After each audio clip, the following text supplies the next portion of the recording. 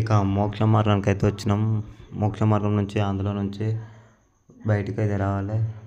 పబ్లిక్లో మస్తు మందురు చూస్తున్నారు కదా. లోపలికి నుంచి అట్లా బయటకు వచ్చి ముందర ఉన్న నందిని ఆశీర్వాదం తీసుకొని బయటికి వెళ్ళి రావాలి. అంతే.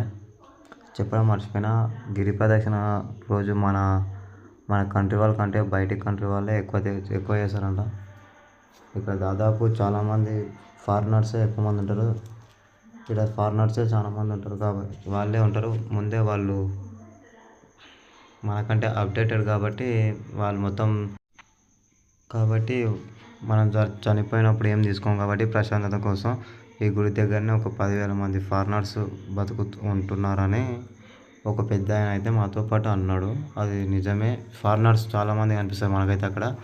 రోజు అక్కడ సైకిళ్ళ మీద, చిన్న చిన్న బైకుల పైన నడుచుకుంటా వాకింగ్ లాగా చాలామంది అయితే వెళ్తారు.